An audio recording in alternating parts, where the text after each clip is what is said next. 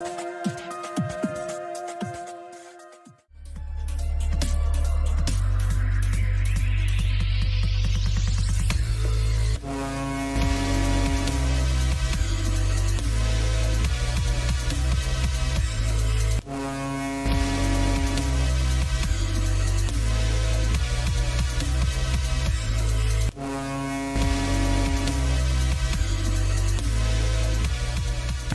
it going, everyone? It's your host, the Sports Moose, coming at you live, watching some overtime. Bolts, of course, on the power play to open up the first overtime period. See if they can get set up. Should be quick. We should be talking about another championship, hopefully within the next 2 minutes. But again, Montreal has been doing pretty well here in the opening minute of overtime with the penalty kill.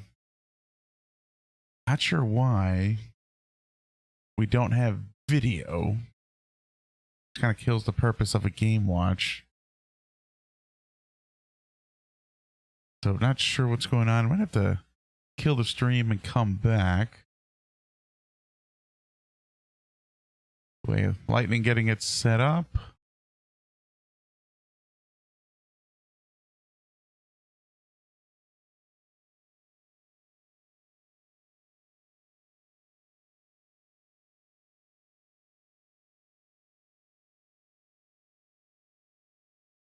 All right, we're back. Got the video going finally. Oh, the PC was going on. Big face-off win. Oh, Sorelli right up front. So, hopping on here for overtime, of course. Haven't been able to get on the last few games, game 2 and 3. We've been away. I hear some cheering. Oh, we got a breakaway. No way. Whoa, what a save by Vasi. Oh my gosh. Big rush the other way for the Bolts. Oh my god. Wide open action here. It's 5-on-5 OT, of course, in the playoffs. Very, very wide open action. Oh, Sorelli had a chance up front again. Oh, the Stamkos special. Very wide. Got Hedman. Goes, oh, front, come on.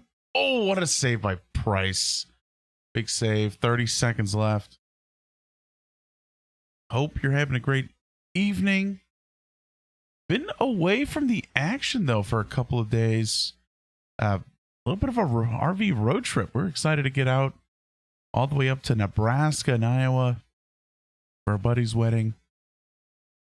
But now we're back right in time for game 4. Hoping to be in town for game number 5, should it happen. Hopefully we're in town for a boat parade. So we're excited for that. But yeah, watching game 2 and 3 on the road, especially in the Midwest, not exactly the most fun. Thankfully, we had streaming available. But not too many bars in Nebraska and Oklahoma showing the Lightning games. Like the Lightning drawing up a play here. Just we could talk about this maybe post-game show, post-celebration show. The officiating has been so bad. Absolutely terrible. And they weren't going to call the Palat penalty, in my opinion at least, until they saw the blood streaming from his face. I mean, absolute.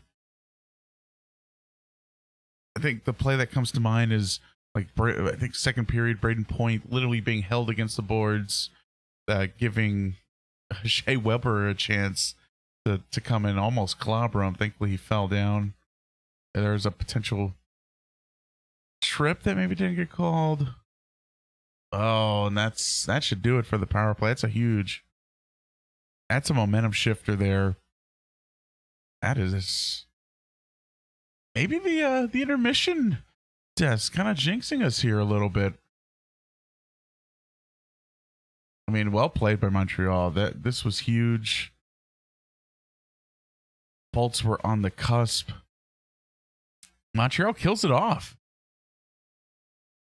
So now it's back to 5-on-5.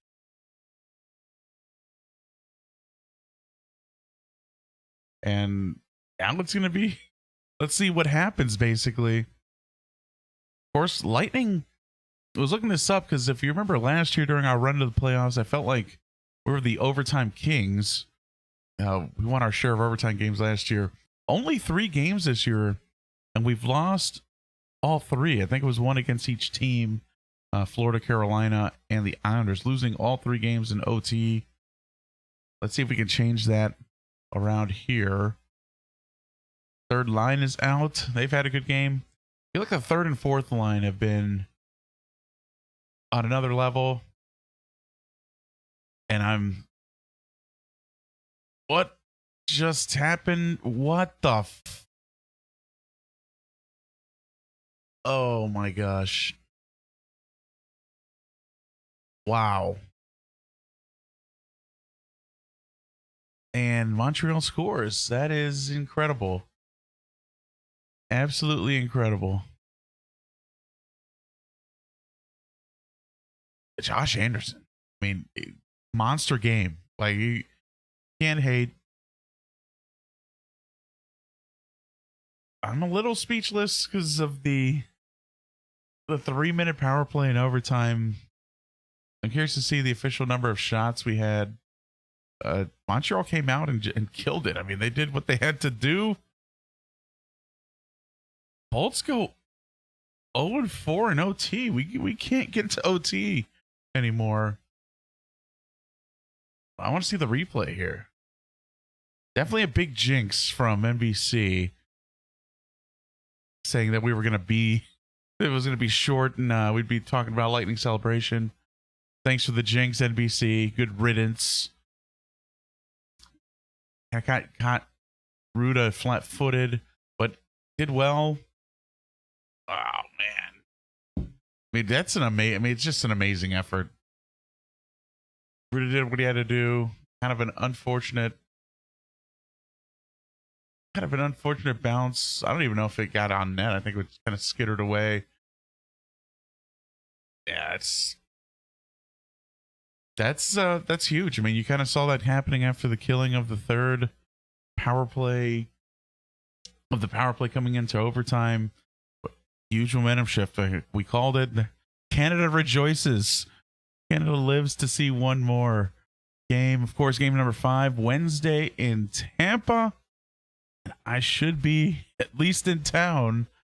Definitely no way to find a ticket. I was trying to buy tickets when they went on sale, maybe a week or so ago, and those were gone real quick.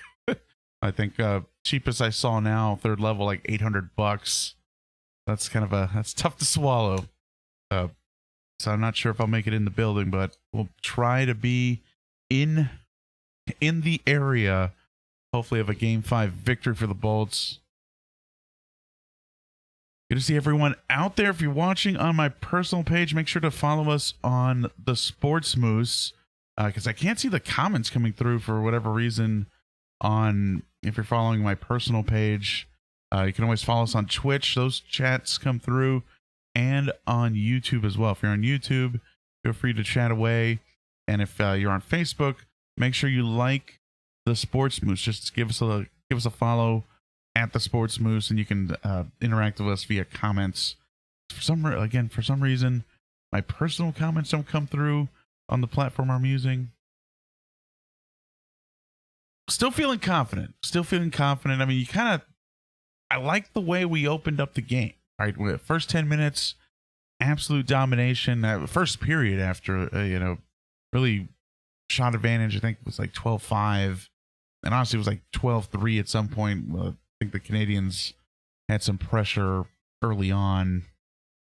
But you kind of saw this coming. You didn't see Montreal going out without a fight. They picked up their play in the second period. And heck, while we're at it, let's just swing right into the post-game show. So let's jump into the post-game show. Post-game show for game number 4 coming at you right now.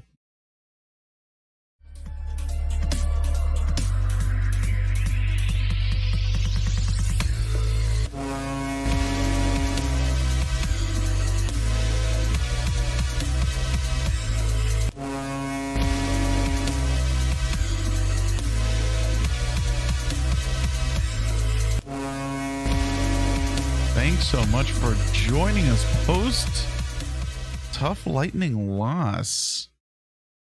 Post tough Lightning loss in game number 4.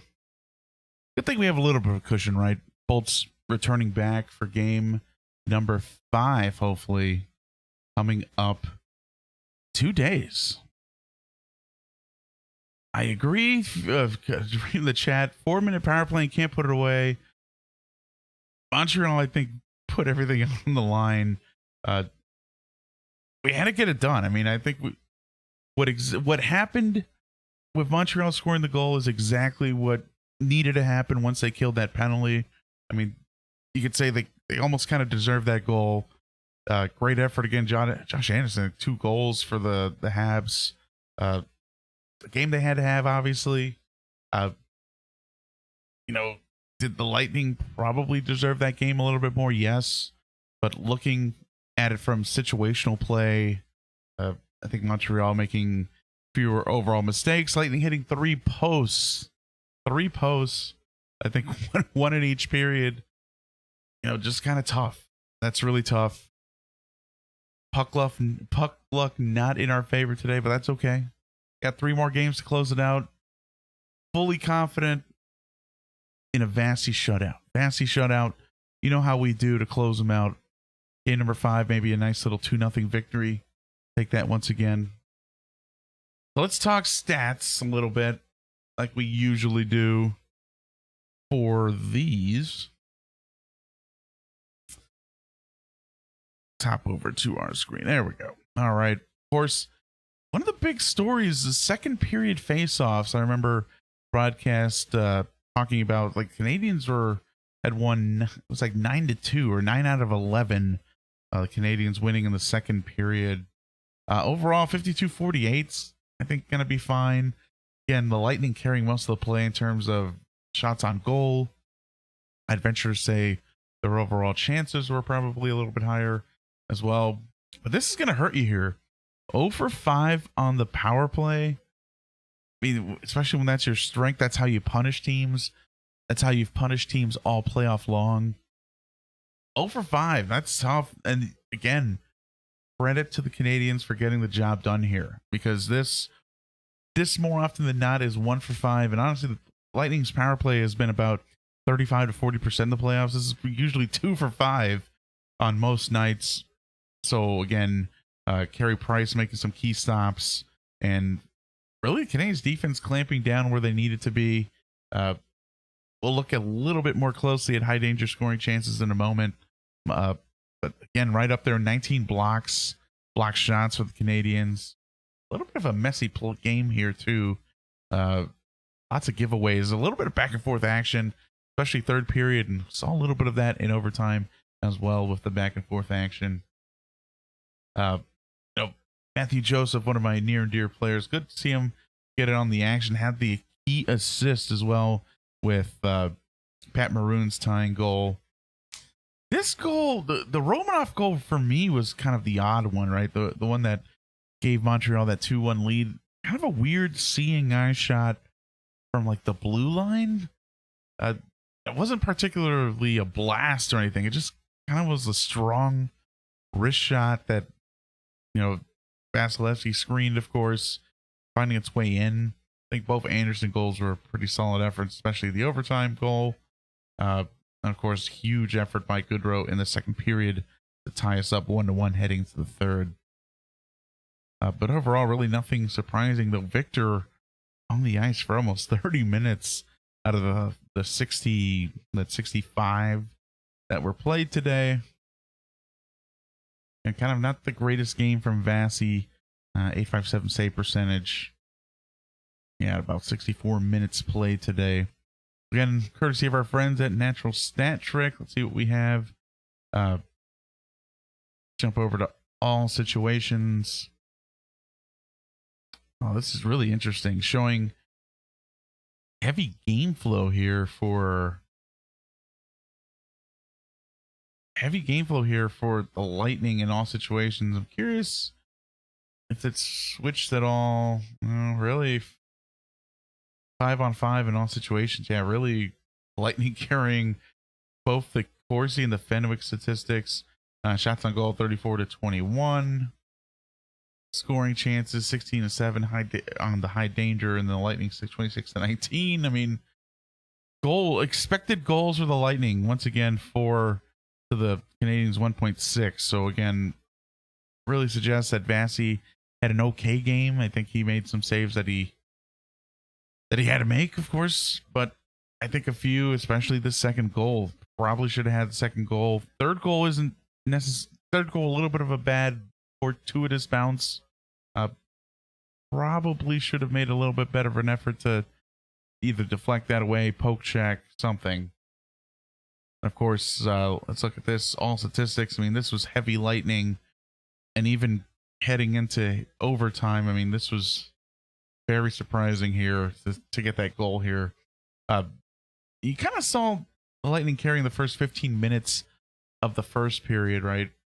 And then you had Montreal scoring that goal out of nowhere with Josh Anderson, shifted momentum a little bit, kind of a power play to close out the period, and it was mostly Lightning until Canadians got a little bit of momentum with their power play, killing off 2 Lightning power plays, and then it was all Tampa Bay in the third period and overtime.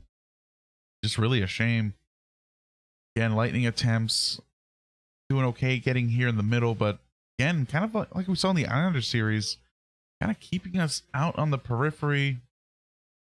Again, the Canadians not really having much in terms of volume, but pretty effective. Here's the Romanov goal, kind of from middle of nowhere. Really not much more to say. Again, fully confident. I'm feeling confident that we should be okay for the next game. 100% Wade's fault. So we'll have to wait and see. Wednesday we'll be back at it again, hopefully in Tampa, Florida. So no formal show. Maybe we'll be live streaming from wherever we're at, watching the game. Hopefully live streaming a parade. I'm definitely making sure to pack the Stanley Cup with us on our trip to Tampa. Hopefully no jinx. Knock on wood. Knock on Stanley. But tough game, tough victory. Can't win them all. Lightning dropping 3-2 to the Montreal Canadiens in Game 4 of Stanley Cup playoffs. Lightning going for back-to-back. They'll get a chance to do so. Game number 5 at home, Amalie Arena, Wednesday night. That's it for the Sports Moose with Thunderdome podcast. Thank you for joining us as always. We'll probably have a Lightning wrap-up show when we get back from our trip to Tampa. Hopefully some good footage, pictures of the parade. Knock on wood once again, nothing official. And we'll wrap up the Lightning season and then get ready for Buccaneer season. We'll shift over to the Bucking Hangover. It's going to be the flagship show for the next couple months, along with $10 Sports. I know a few of you guys big fans of our sports gambling advice and escapades. Those are coming back for NFL, and hopefully much more than that once that season gets going.